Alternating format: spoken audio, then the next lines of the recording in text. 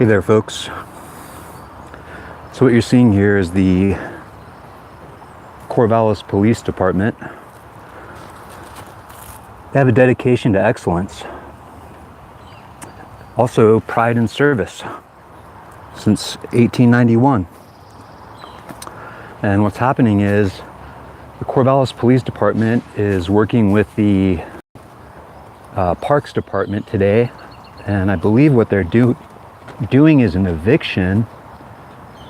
So you have some people over here that they don't really have many possessions, and then you have these dump trucks that I believe they're going to throw these people's possessions in. It's hard for me to be sure.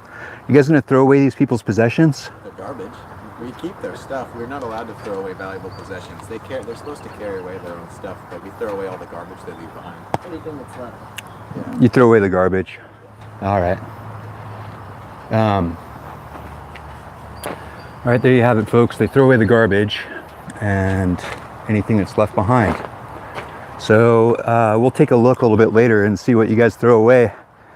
Because you know what happens is folks like Socks That Rock, these guys, they gather donations and like contribute socks and underwear and bedding and stuff. And then when it gets thrown away, they have to go around and get all the socks and bedding and underwear all over again. And so I understand it's your job and you guys got mortgages to pay, but it creates a cycle of dependence when people get deprived of their possessions. In essence, it's torture. So anyway, go over here and take a look at the cops.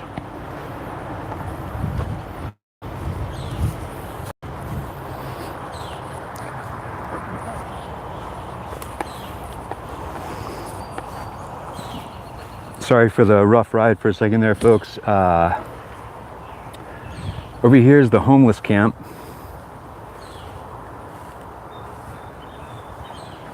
And then here comes an officer. Let's just see. It looks like,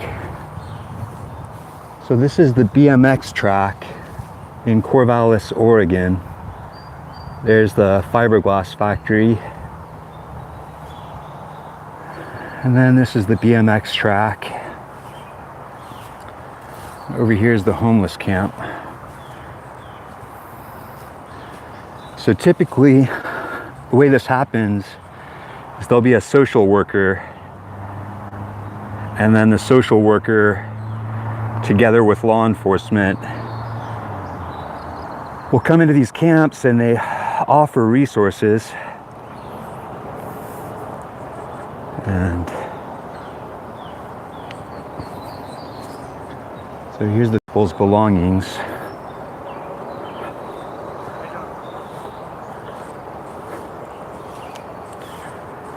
You all right, brother? You know, I'm trying to help DJ, and he had to go to work, and they're going to come and clean up everything. I'm supposed to pick the stuff that's good and the stuff that's not good. Go from there. You can use the back of my pickup.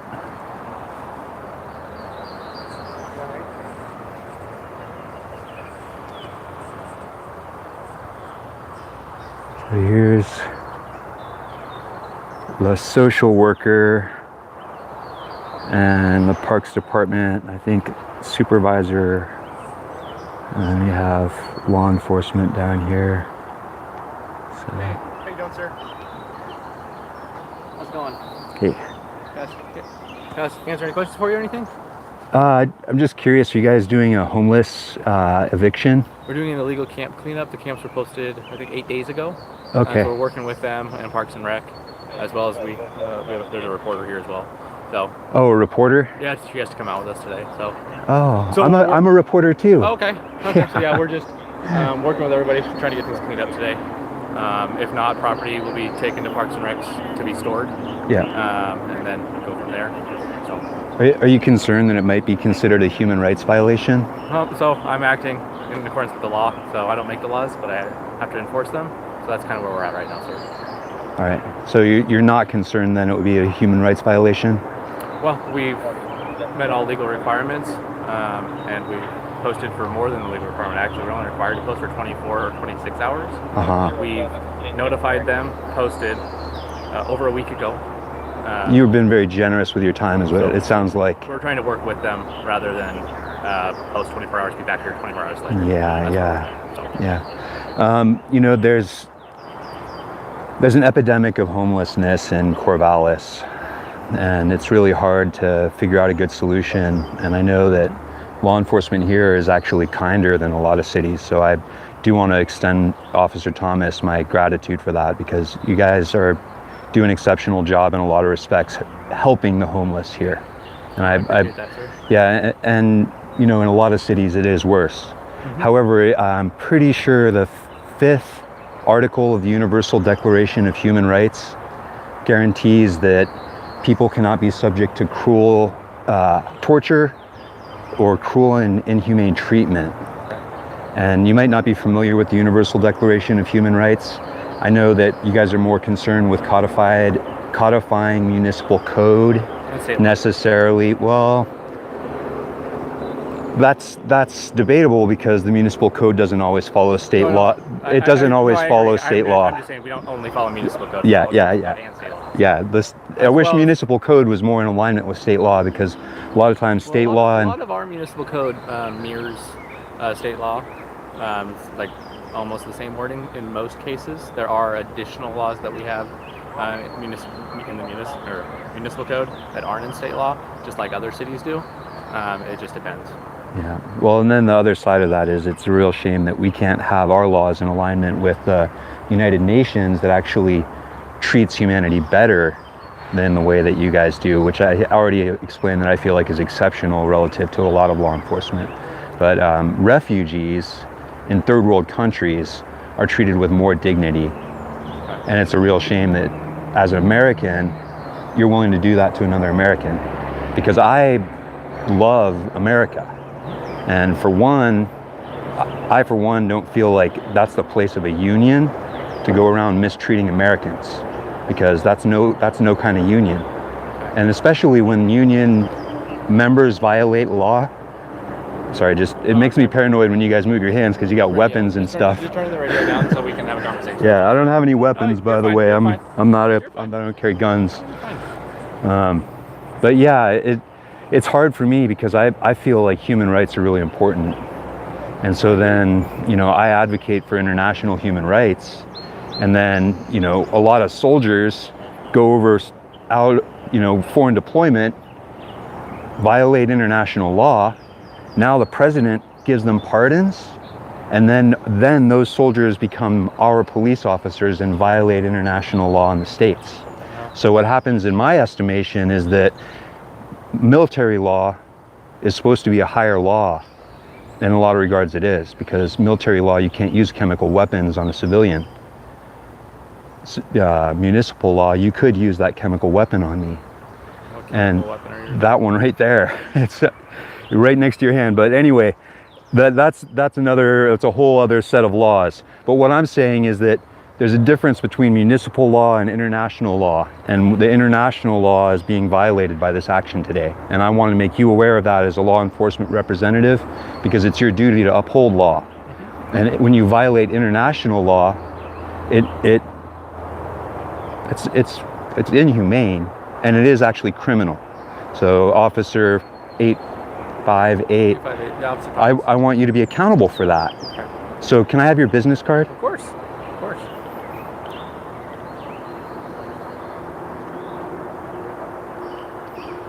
Here you go, sir. Like I said, I appreciate you guys. Yeah, of course. And I wish it wasn't your job to do this.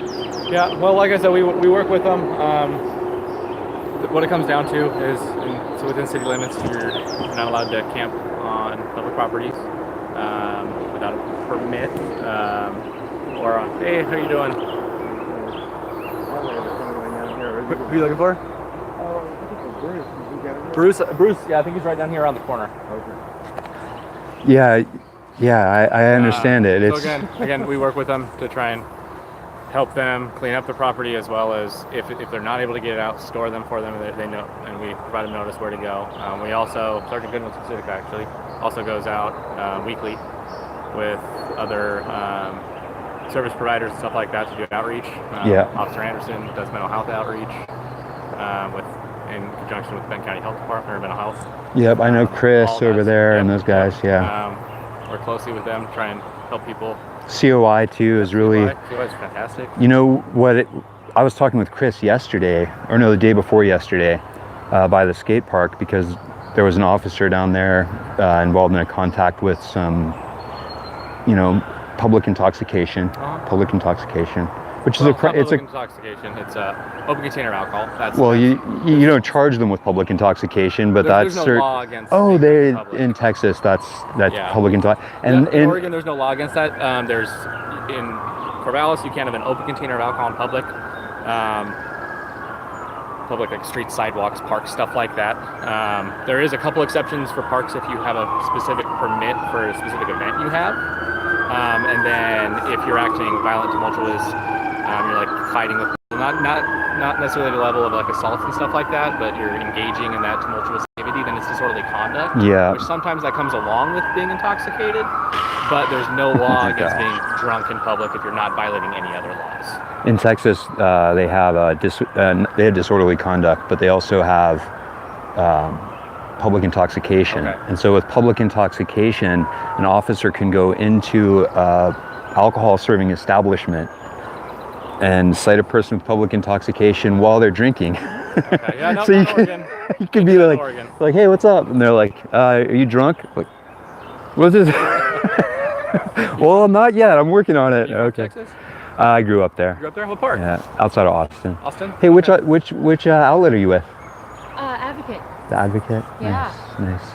I was just explaining to Officer Thomas here that there's a higher set of laws necessarily than the municipal law. I have to carry on with That's all right, but this is an international law violation, and it doesn't get reported as that because of media bias. So this is a human rights violation on an international level.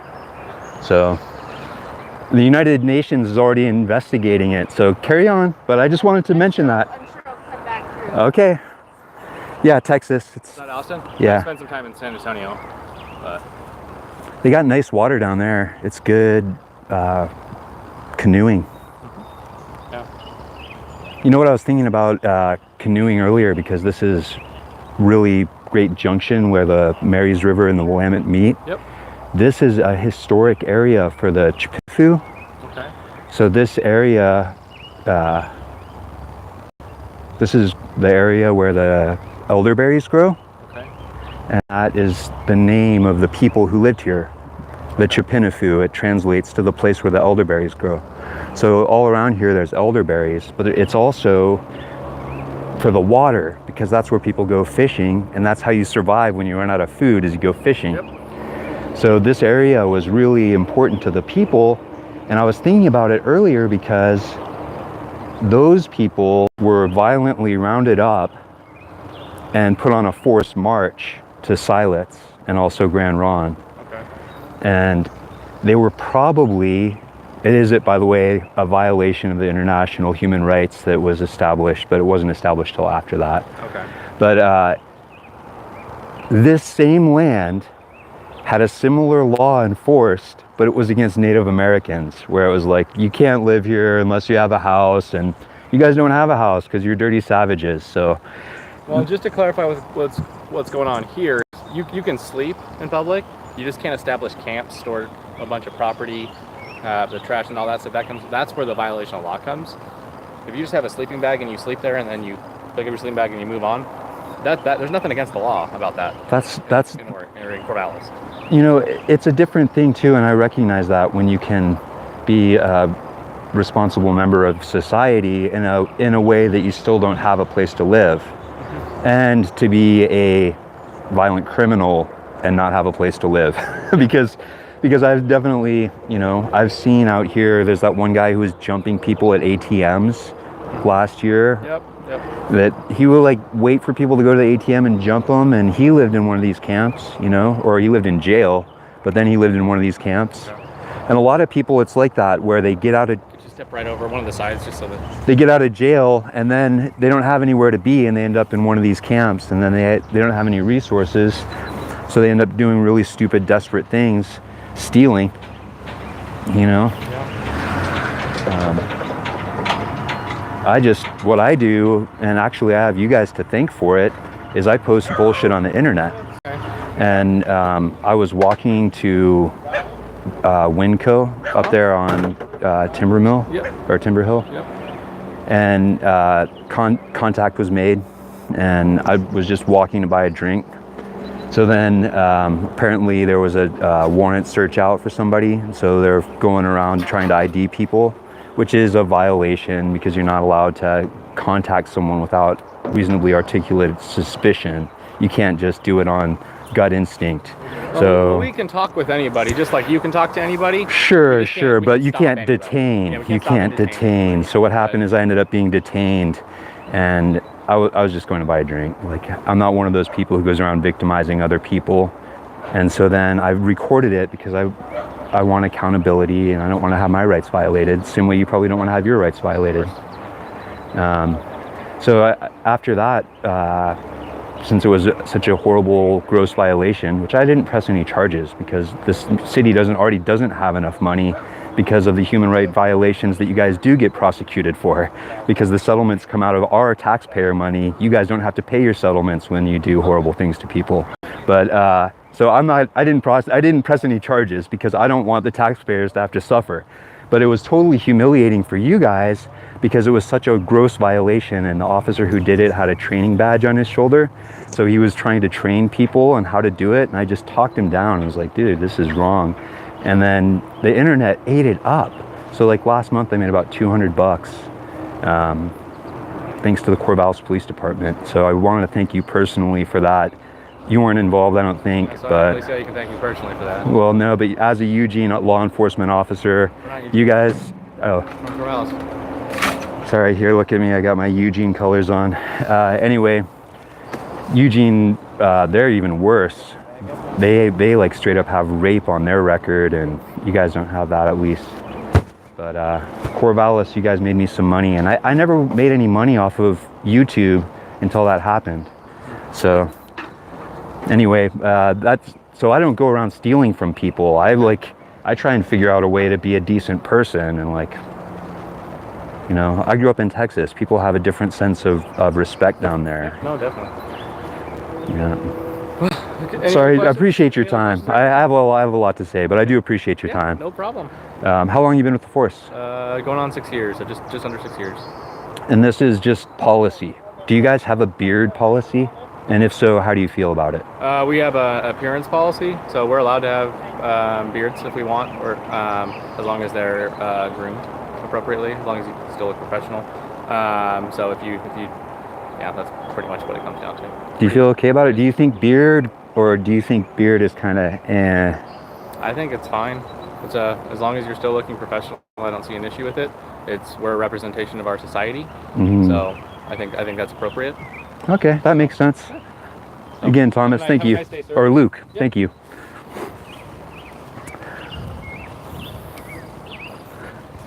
Well, there you have it, Luke Thomas. Officer, I think 585 it was. Maybe it's 858. 585.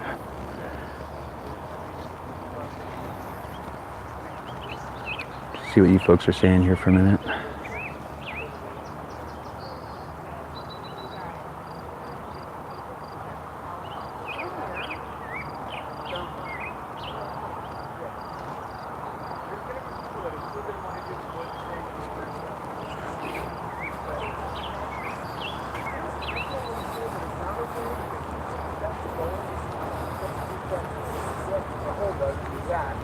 And there you have it. I mean, it's like,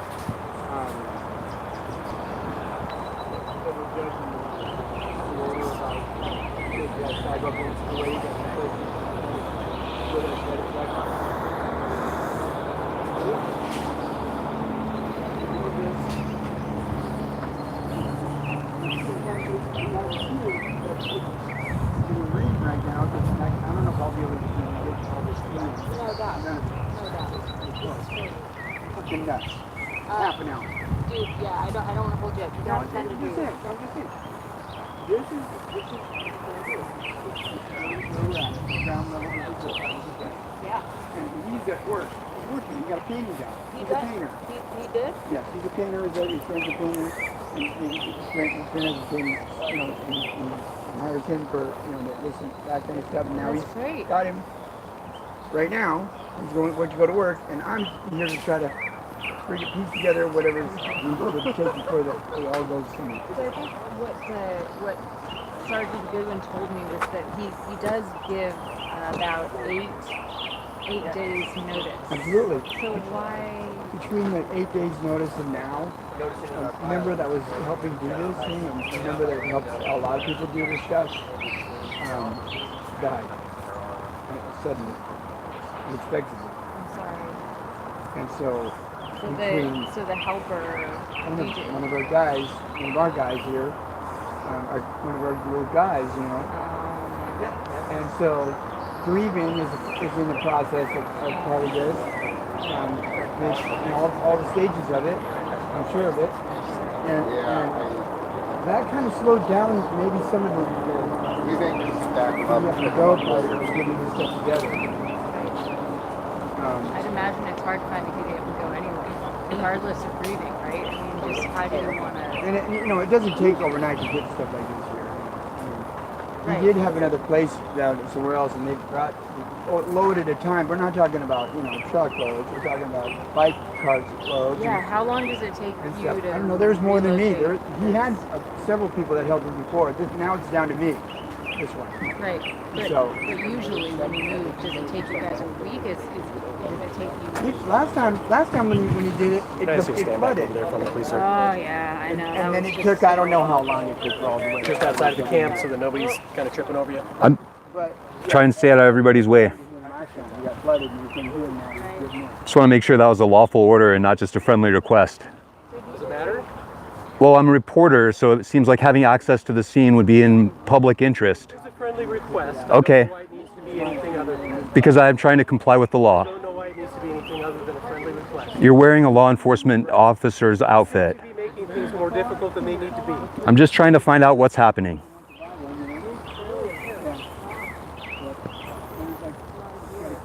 This one here was the Friday Joy. It had feathers on it. It was called February. They stole it. And they stole it. And brought it back like that. And it was all good. We got pretty good. Getting everything we need. Okay. I mean, are you getting your belongings picked up? Huh? Oh, you are? Good for you. How's that going? Okay. If you need anything, let me know. Okay. All right, buddy. Okay.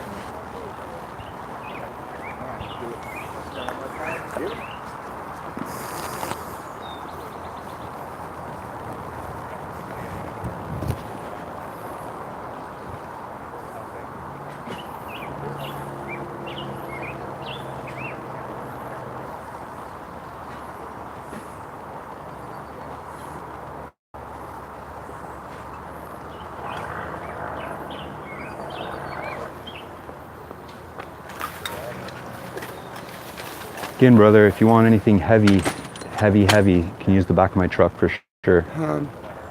Can you drive over here? I don't know if they'll let you drive over here. Hey, pardon me, can he drive over here? Can you drive your car here? Truck. No. Truck, no? Not like that? Nope. It's not a place where the public can drive.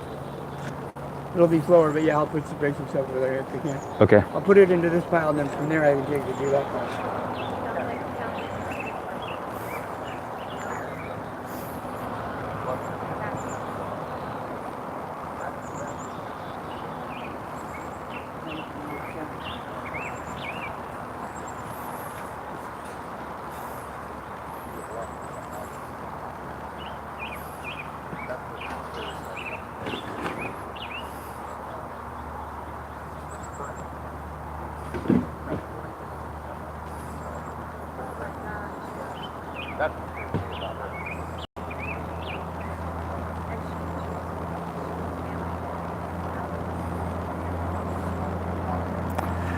Be interesting to see what angle the Advocate takes on this story, because the Corvallis Advocate is typically pretty hostile towards homeless, as far as they follow the line of criminalizing and dehumanizing necessarily, instead of acknowledging the violation of human rights that this is.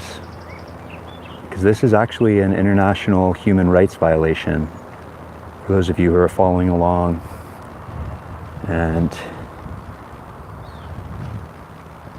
if you take a look at the United Nations Universal Declaration of Human Rights, then you'll see people have a certain quality of life that they're entitled to, and this is not at all allowing it.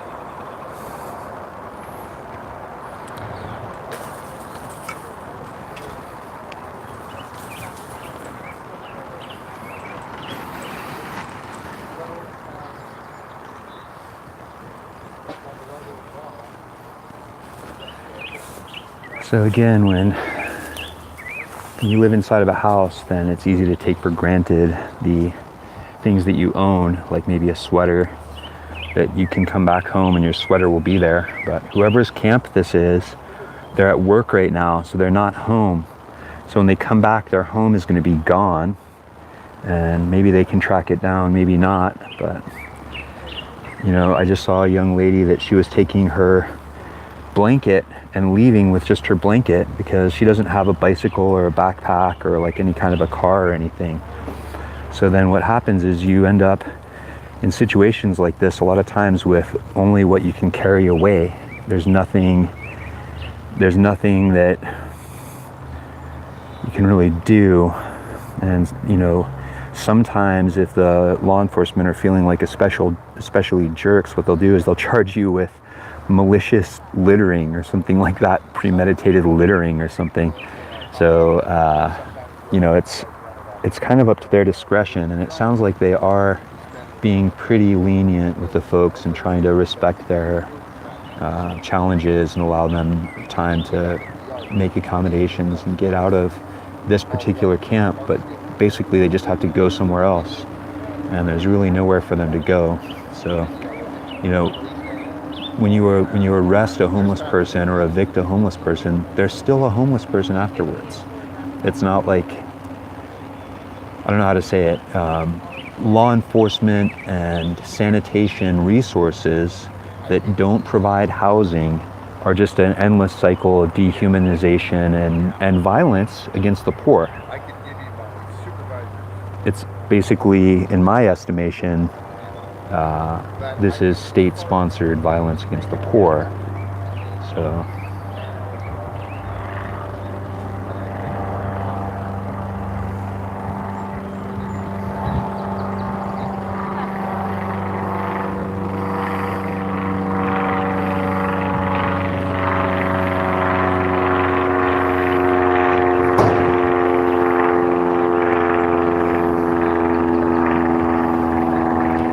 as far as what authority they're doing this under, they're doing it under a municipal law that says you can't camp on public land. So the way the law works is that they can give a person 24 hours notice, and then after they give 24 hours notice, then they come back and can clear up the camp. So a lot of people in that first 24 hours take whatever it is they treasure and you know, become refugees again.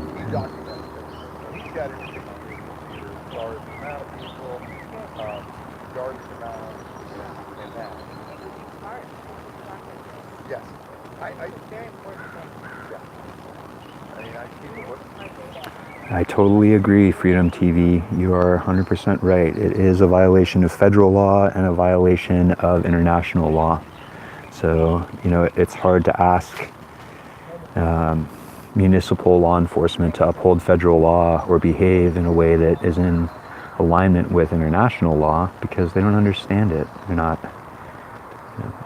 The local district attorney will not uphold that sort of warrant or. You know, it's down to the local district attorney who decides to press the charges.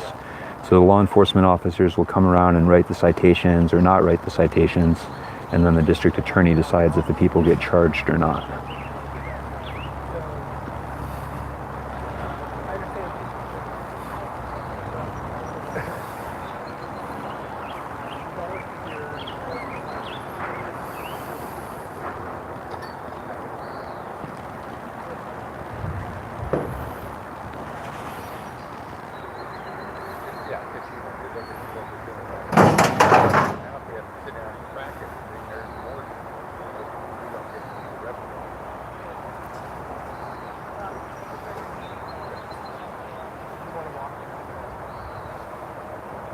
Sure, yeah.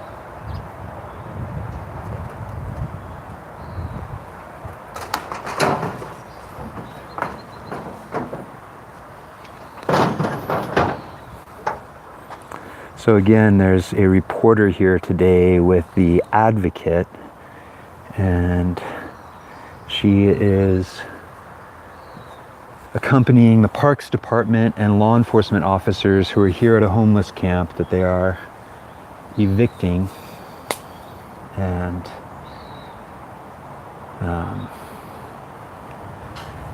I don't know if you understand how this sort of thing happens, but what happens is a lot of people just throw away trash, and things that you all believe to be garbage are still relatively useful to folks that don't have anything. And so what ends up happening is that people accumulate items that, you know, they're all of their earthly possessions. And to you, it might be garbage, but it's more than a lot of folks even own. They don't own any possessions. And so, you know, they take up things, and like this person, it looks like they're a bike mechanic. Maybe they have a lot of bike parts and pieces, and they probably know how to put bikes together. But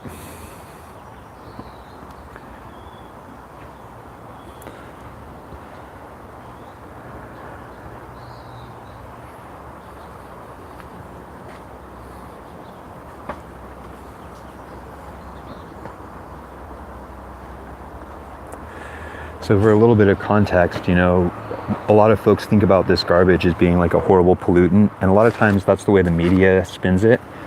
But this right over here, you see that blue thing? That blue thing is a fiberglass factory, and each day it pumps tons of microparticulates into the air.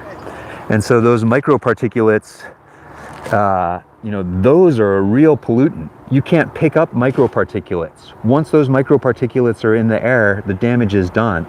So what ends up happening is, you know, we stigmatize garbage when it looks like this, that it's like an individual piece of trash, that it's something that a person might have thrown away, or like an empty can or a used mattress. We stigmatize that as trash and prosecute people for that. But what actually kills people in the city of Corvallis is microparticulates getting in their lungs. And you don't see law enforcement talking about that. You don't see the media talking about that. You don't see the Parks Department cleaning up that.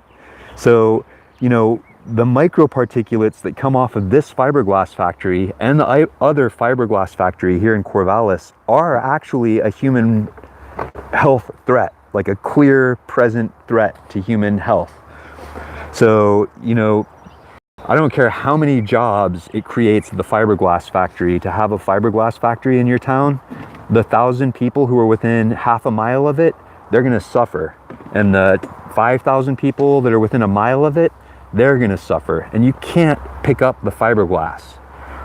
You can come over and pick up this tarp, you can pick up this Frisbee, and you can pick up those bottles, but you cannot pick up the fiberglass that comes out of that factory. Once that's in your waterways, that's it.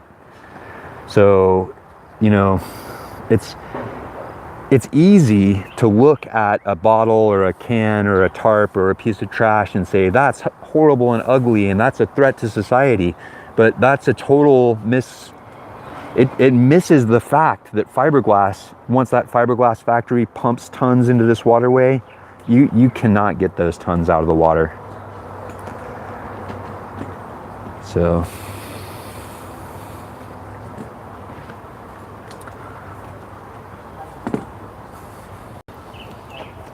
I'm actually kind of stoked that the media's here. Yeah. Take some pictures of the stuff around down there too, because you've got stuff across the river, tools and shit and everything. Like that.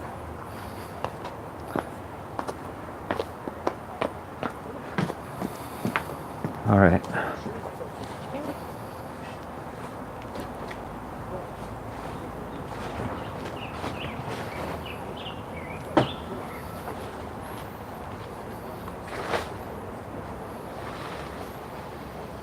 So apparently the gentleman who lives here, he is a painter. So he does a lot of work, carpentry work. And he's at work right now. So then he has a bunch of tools around for his job because he has to make, like the rest of us, he has to make money.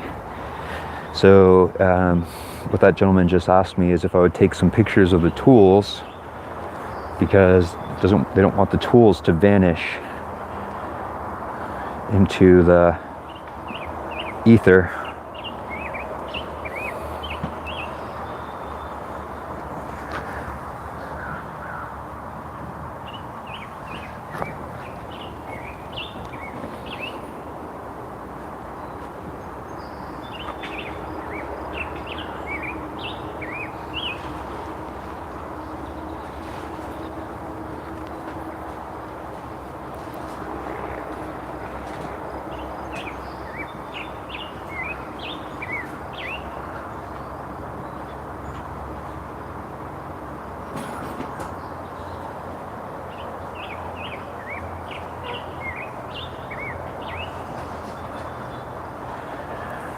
So I'm here in Corvallis, Oregon, the home of the Oregon State University, fighting beavers.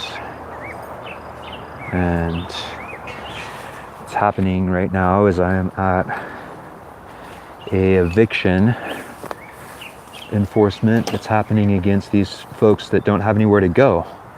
So once they survive this eviction, they're just going to have to go and try and reestablish themselves again. It's not like this is a solution to the problem that's being addressed right here.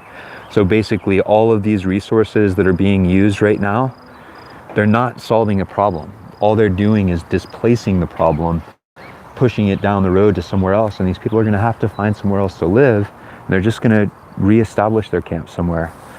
So, you know, it's a real shame that, you know, that public money has to be spent on dehumanizing people.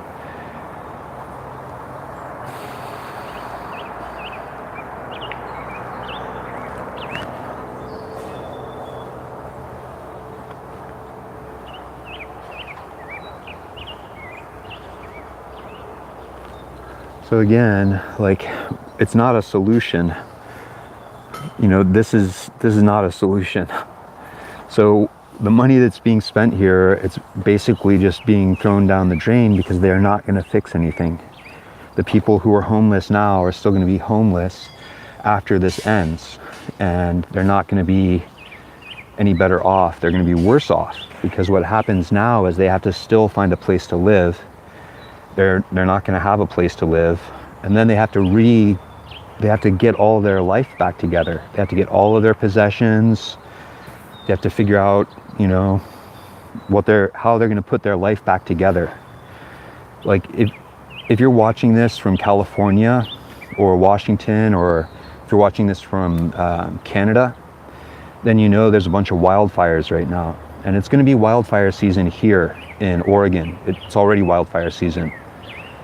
So what happens is people who are used to living inside, once they get evicted, they're not very good at it. And they end up living in really horrible conditions that are dangerous. So, you know, all those people from Paradise, California, they came through here. We ended up with environmental refugees. And we're going to have more refugees from global warming soon.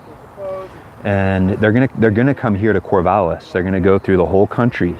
And we need to figure out how we're gonna address that problem and how we're gonna do it in a way that's equitable and respectful of human rights and dignity.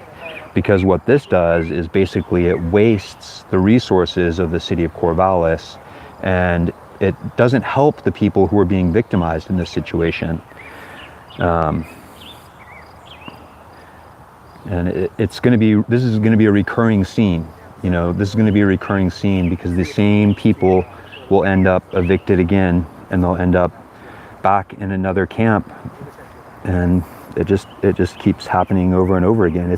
It's basically a cycle, is what this is. This is a continuation of a cycle. Can I interrupt your video? You said you were from Austin, right?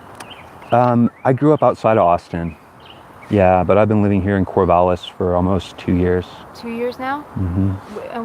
Where you didn't come from Austin? I don't want to be on the official record. I don't really have a lot of respect for the way the Advocate represents the homeless community. I'm new to the Advocate. Give me a Okay. chance. I believe in you as a person, but I don't want to be on the record for the Advocate. You don't have to be. I'll put it away.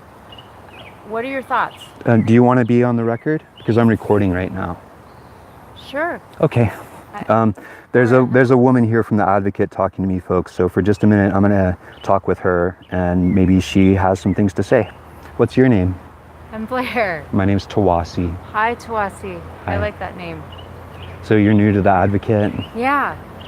Do they send you to homeless camps often? No, actually, this was my story. I was really interested in finding out what the story is from all sides so that everyone could come to the table. I feel like there's not enough of a conversation being had.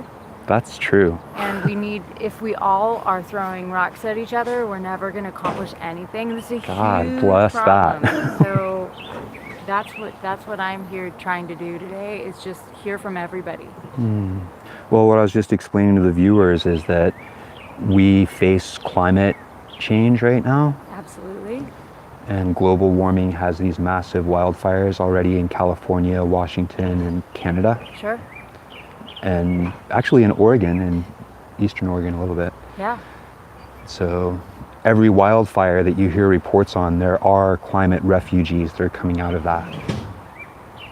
And we might not be directly dealing with a climate refugee in this situation, but there's going to be climate refugees that land here in Corvallis. And even if we treat the homeless people this way, I don't think we're going to treat the climate refugees this way. And I just, I don't understand what I don't understand is how a certain class of people can have their human rights taken from them in violation of international law and federal law. So the lawyers on here, because there are lawyers that sit around and watch YouTube when you should be working on your client's case, and then they comment on here because they're looking for legal precedent, and they're like, hey, take my case, bring your case to me, and we'll both get rich. So they're on here looking for money, and I'm just selling advertisement. But what they're advising is that these guys are violating federal law. Right. And how often does the Advocate report on that angle? So It never reports on that angle. How often does the Advocate report on the violations of international human rights law? It never reports on that angle. So why would I have a respect for an institution that only looks at municipal law that is violating the Constitution and doesn't report on that angle? So- It's almost like you're with a complicit institution that covers up for the violation of international law. Does that sound about right? I think that's right. So, and that's just how it appears to me and people on the internet. It might just be fake news, but I'm pretty sure that this is an international crime and that the Universal Declaration of Human Rights that is attested to by the city council that swore to be a human rights city that has a model United Nations at the university does nothing about it in that regard. And you guys don't even ever talk about that. But this is a human rights violation. These people have human rights. Right. Can I hear from you? What do you want to see happen? What do you want to see different? What do you need? What needs to happen? There's already a proven model for it, and the city doesn't fund it. So I can't write down anything you say. I don't want to be on the record, because I obviously feel like you guys don't do unbiased reporting, and I wish that you did, because then I would be more. I'm walking away. Okay. I mean, if you can't talk to me. Well, hey, if you're creating the bias. I already put my opinion to the city council, and they did just what you're doing. So I want you to know that you're turning your back on human rights violations. So there you have it. The reporter's walking away. She knows that there's human rights violations going on here. I explained it to her, and she's walking away. So I'm still reporting on this as a human rights violation, and that's what I think it is.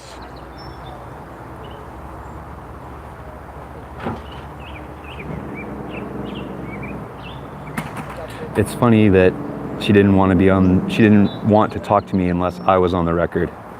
That's okay though.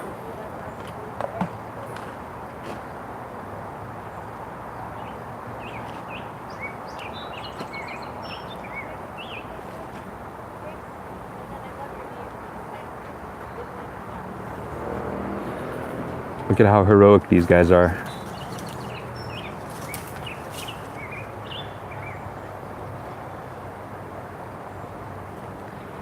They're literally going to report that this is a heroic cleanup action on behalf of the city, and I feel like the city is here violating people's rights.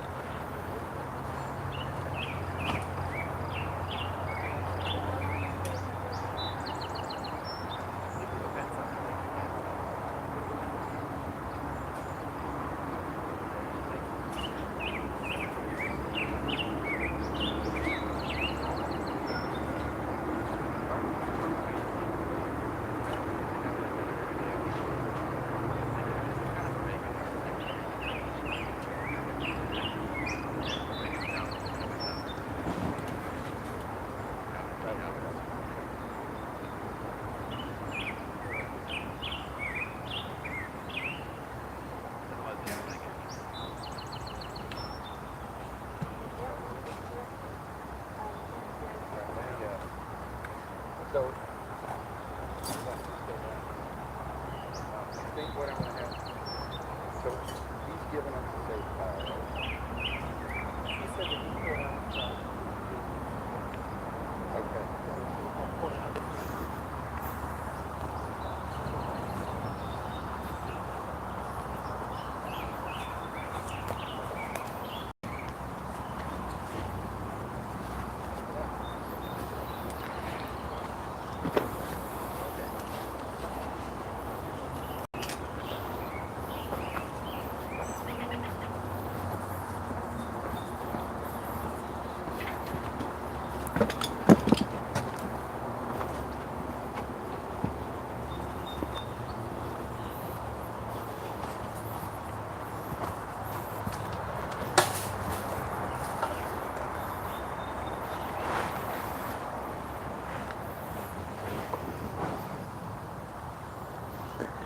See, this is somebody's home where they have their workshop, where they store their stuff to go to work with, that they're a laborer.